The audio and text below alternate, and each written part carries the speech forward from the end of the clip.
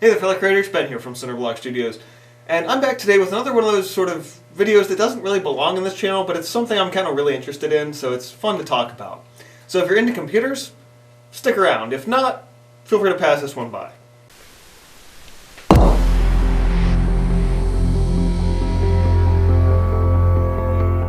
So a friend of mine just recently said, hey, I'm going to be leaving town, I can't take absolutely everything with me. Do you want my old computer? And I'm like, yeah, alright, because it was basically going to go to the trash otherwise. So I was like, well, I hate to see any kind of computer go to the trash, at least not without some tinkering first. However, I was not expecting him to show up with an old Dimension desktop. These guys date back to the early 2000s, and there was a time when pretty much everybody in the world, or at least everybody in my part of the world, had one of these. Schools, libraries, just regular consumers, everybody bought one of these old Dell Dimension desktops. This one's a 4500, looks identical to I think all the ones in that era. And I looked at the little front and said, Pentium 4, and I'm like, okay, we are in for a fun ride. So, like I just said, pretty much everybody had one of these computers. My parents had one, my grandparents had one, my aunt and uncle had one. I don't think my other grandmother had one, but that's a whole different can of worms that I don't want to open right now. But as soon as I saw one of these, I was like, wow, it's one of these again. This should be really, really fun. So as I started looking at this thing, my friend and I hung out, and then this morning I was like, okay, let's actually have a look at this thing and see what's here. One thing I noticed early on is that I'm like, oh, there's a different color disk drive in the front. Actually, there's two CD drives. The one on the bottom, it looks like it's probably a CD burner. That was not standard back in the day. Also, I'm going to let you guys know that some things along the way that you might not know, give you a little bit of computer history, keep things interesting. The top one's the one that was built in. It's a DVD player. Okay, that's why. Top one, DVD ROM. Bottom one looks like it's probably specifically a CD burner, which is interesting. Floppy disk drive. Good old 3.5-inch floppies. I'm actually really excited to see that because if I can get this thing up to working order, I mean it still works from what he told me, so that's good, but I have a lot of old games that I have not been able to play in 20 years. They're all on floppy drives. So I'm actually really excited to see the floppy disk drive in that. Power buttons on the front, and then this little thing in the front flips up. There's a USB port in the front as well as a headphone jack. And there's also a blocked off area which I think was used for an expansion bay for certain things back in the day. Let's get a closer look to the back I/O here. Now for someone like me, the back of the computer is where things actually kind of get interesting. This is what starts to tell me a little bit more about the machine. So up top you have the power supply in. That was base standard. I think some computers these days still do it, desktops that are big consumer made ones. As they put the power supply on the top versus on the bottom, the whole motherboard configuration is backwards, but whatever. Top here, PS2 mouse and keyboard slots. Before USB was the standard usage, they used to put these in for like one for each, so it was always green for the mouse and purple for the keyboard. Interestingly enough, I have both multiple mice and keyboards that he brought me with this. They use both USB and the PS2 ports each, not together in one thing. Two USB ports. This, if you've ever seen one of these before, this is a proprietary printer connection. Before printers had a base standard of using a USB to plug into your computer, they used this purple thing. It was a royal pain in the ass.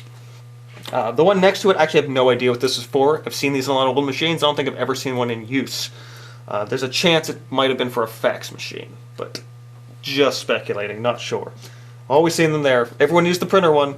Nobody ever used whatever the hell this blue thing was. It looks a lot like a plug-in for an old monitor, one of these, but it's not quite the same thing. So if you try to plug an old monitor into that, VGA connection, you'll probably break something. Other two USBs, these are probably USB like whatever the old one was, 1.1, so no, nothing fantastic there. Then we have a monitor input here, which is good. You need to have one of those, regular VGA connection. Actually, over on my table, I have an old 12-inch NEC monitor, which came with my parents' old Dell Dimension, so it's going to be an interesting trip down memory lane. There's also a TV tuner in here, which is actually rather fascinating. And when I started really getting down to this point, I'm like, this is actually a fairly tricked out home computer. Ethernet port, thank God. I was just thinking about this. I'm like, is there actually an Ethernet port in there? There is. There's also a dual phone in. Maybe it's phone in and phone out. Oh yeah, it's also it's a phone and a dial-up connection. Interesting. They're both the same thing, really, but probably do different things inside. Even if the, by the way, even if I can't get online, the CD trays are good enough that I should be able to at least plug a disc in or hopefully plug a USB port in. And on the bottom, really interesting to see this, there is a sound card in this thing. So this thing will support 7.1 surround, plus whatever that plug was. It's a speaker plug. Yep, took me a second. Yellow was the speaker plug. So yeah, I was like, wow, this is actually, could be a really nice machine. But looking at it, looking at things like that, I was like, alright, well, I see some dust on the outside. I bet my friend never dusted this. So let's get this thing open, have a look inside, and actually clean this thing up. Now I had to make it a point to actually look up the manual for this thing, because I looked around this thing and I'm like, I have no idea how to open this. A lot of these old machines have these big unibody proprietary chassis designs that it's like, how the hell do you even open this?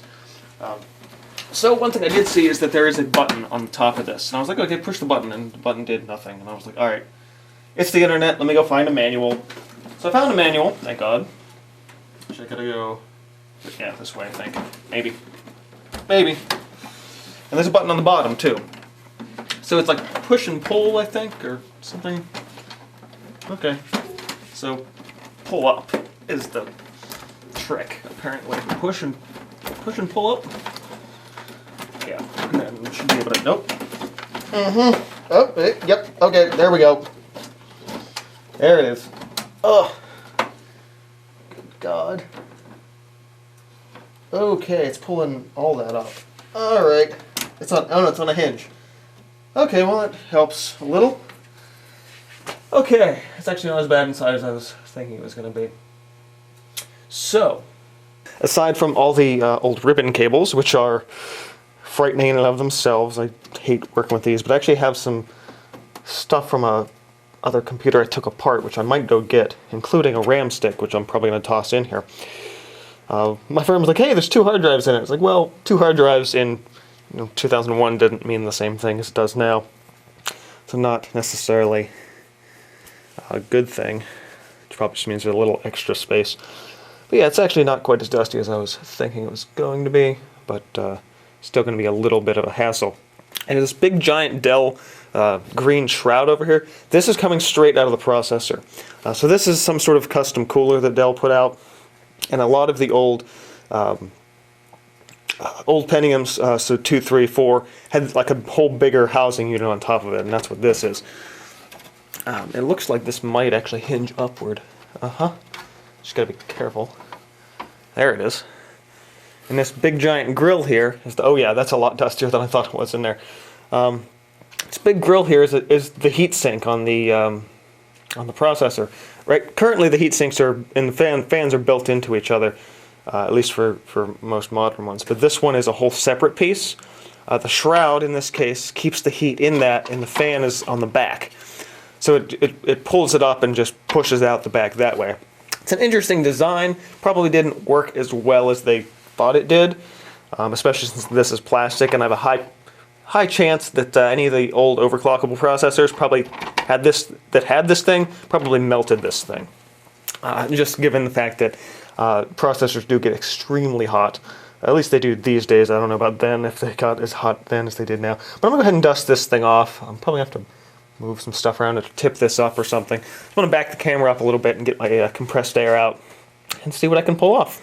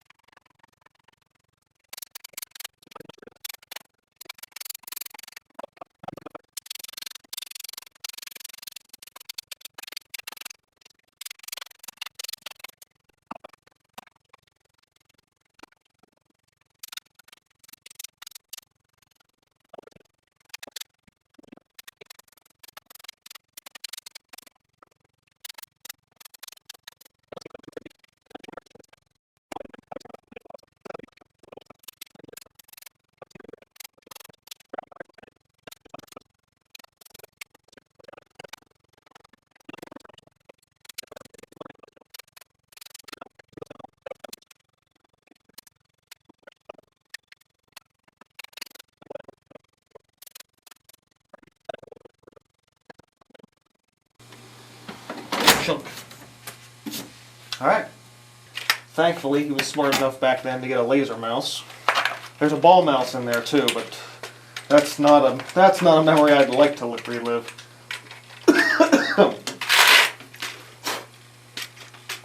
So we're going newer USB keyboard and mouse.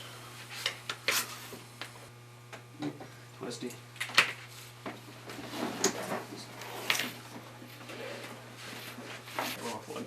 Plug. Plugged in. Alright, so you guys have to mind the paint splatters on the monitor. It is my active studio expansion screen, so... Oh, hey, there we go.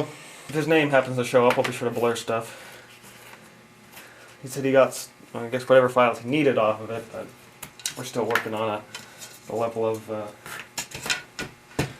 whatever.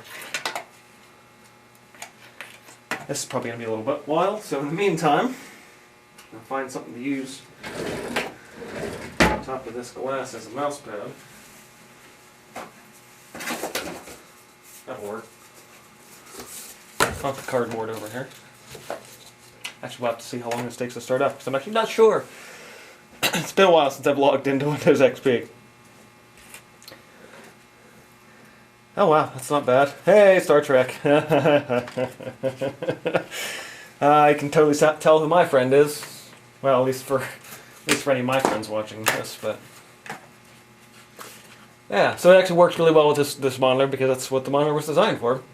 Was a machine like this, so... Yeah. Google Desktop. Whew. Alright. Jeez, what all was on there? I saw dogs for a minute. New hardware found. Oh, uh-oh. It's not going to recognize this. Unless, oh wow, a lot of startup stuff happening. Yeah, so I have my work cut out for me, it looks like, for at least cleaning this thing up and getting it going. At least for a legacy machine, it's going to be an issue anyway. Man, I have not worked with a non-virtual Windows XP in at least 10 years, so this is interesting. Alright, so that's actually, wow, it's really moving a lot better than I was expecting it to. These old Pentium 4 machines actually worked, that was why they were so popular and lasted for so long in a lot of households, just because they were good machines. They were well built, well executed stuff. Okay. Well, this should be fun. We didn't actually.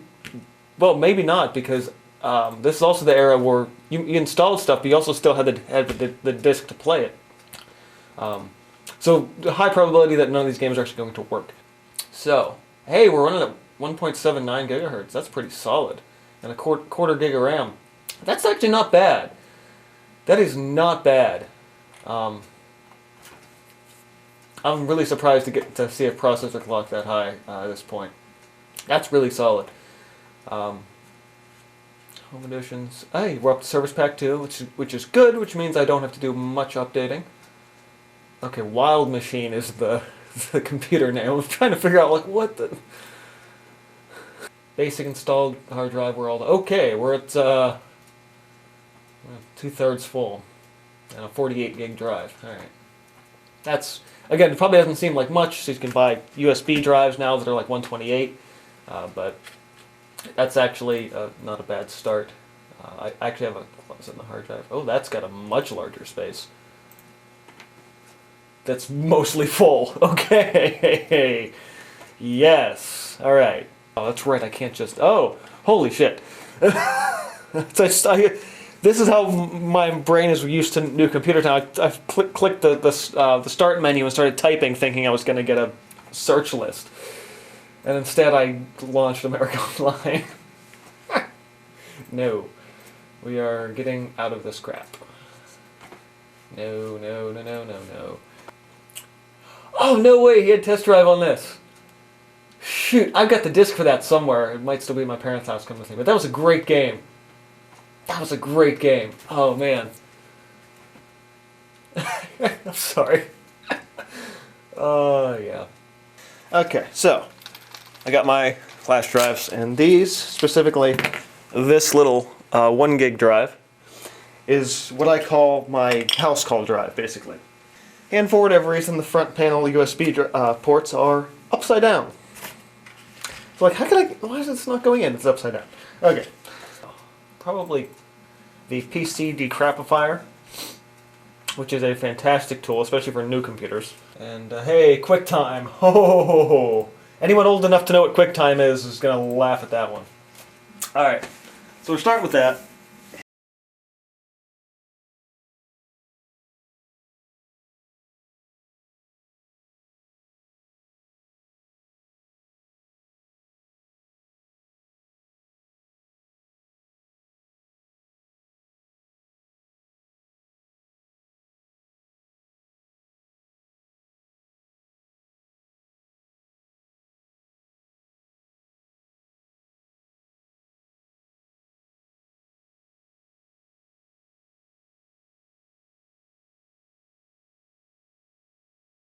Shouldn't actually have to run as administrator in XP, because I don't think it has the same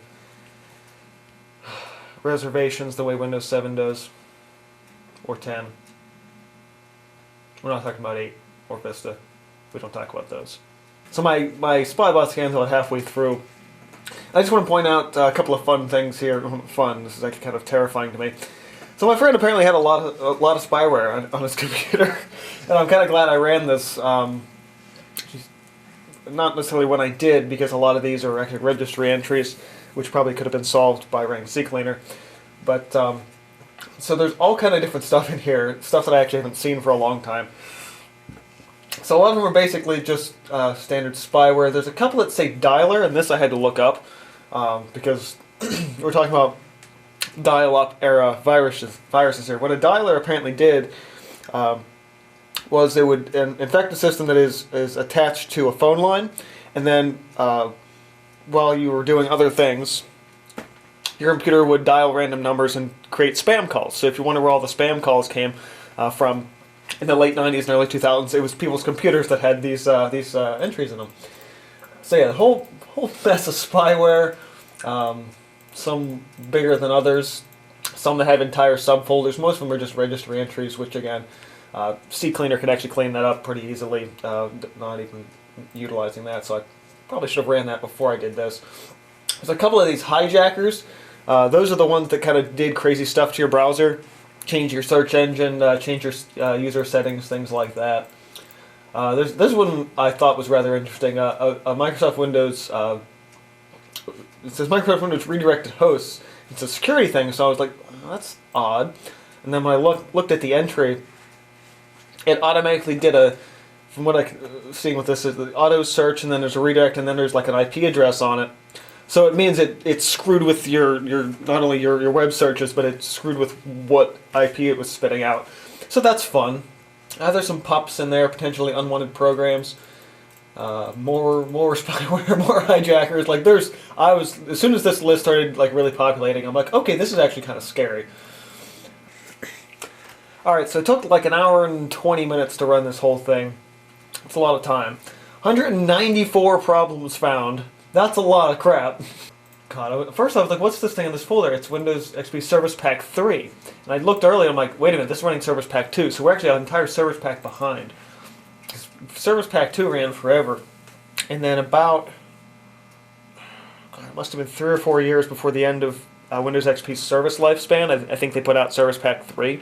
And that's like basically brought everything up to modern computing standards compared to where it was with Pack 2 and 4 on this thing. But this should help also another batch of stability issues that the system probably has as well.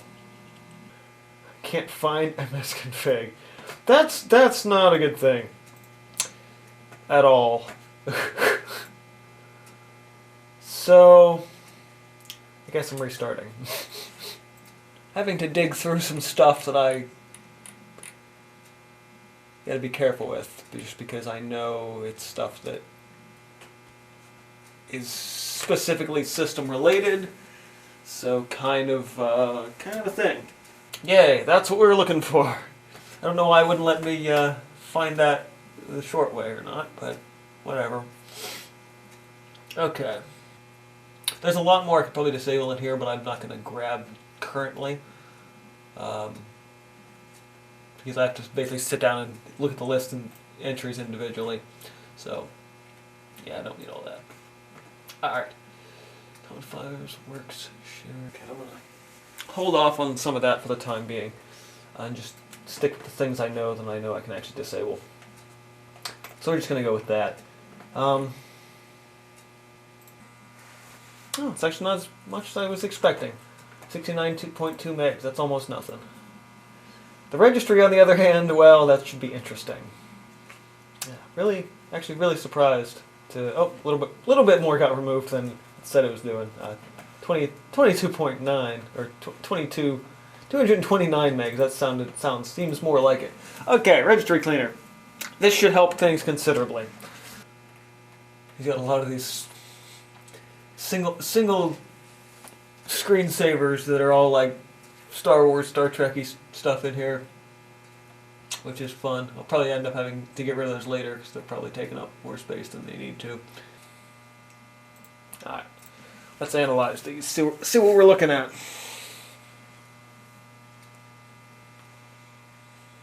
Whew. I don't think I've ever seen a hard drive this full. Oh, cripes. 58% fragmented on the second hard drive. Anything over like 5% is kind of considered a lot. So, oh good lord. Holy hell. Oh god. Alright. We are going for it today. Jeez. 38 and 58. That is insane. Okay, so it's been an hour and 40 minutes, and there's still stuff to go. But I decided to stop it for the time being, because I'm looking at what's being defragmented. A lot of them are rips of old DVDs. So I'm like, okay, I can stop for a little while. Maybe transfer some of this stuff over to a different external drive or a flash drive, and then get back to it later. Oddly enough, the C drive finished, but it's finished with 14% still fragmented, so that means that I definitely need to start getting rid of files at this point and just deleting things in order to make room for the defragmentation to even work. So, what I'm going to do from here on out is just a long series of process of I'm going to stick in a different flash drive with just a blank one, stuff I can just load things onto. So that's what I'm going to do from here on out for the next probably hour or so. It's just finding any of the files that he might need, dumping them onto a drive, and then handing them to him later. So that's what I'm doing now. Alright, so I started this whole process about 10 hours ago, and I'm still going. One thing, I'm still transferring files. I got the sort of the more personal files onto a flash drive, which I'm going to give back to my friend.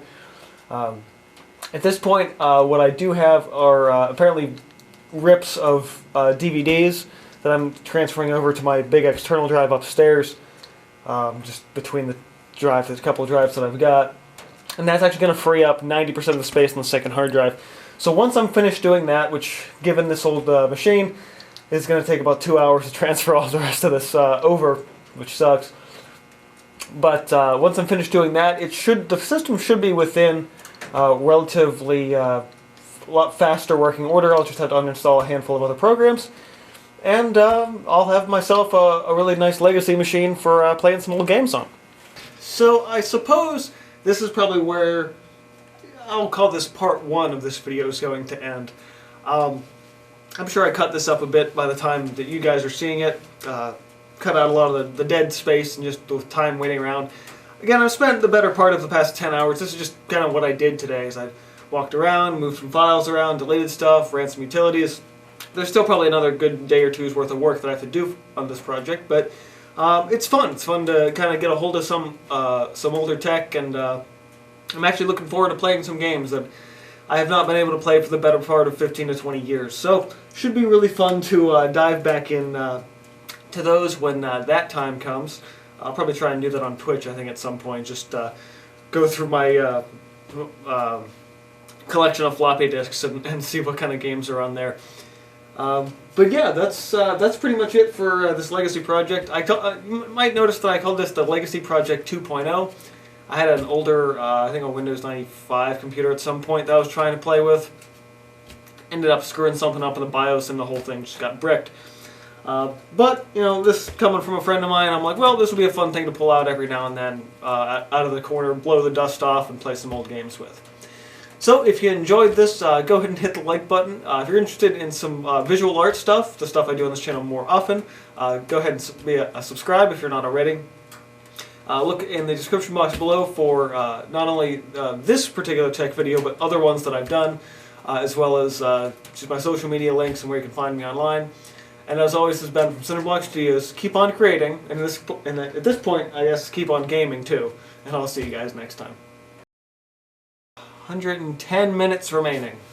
But I'm going to have all of Deep Space Nine, though, so that's the thing.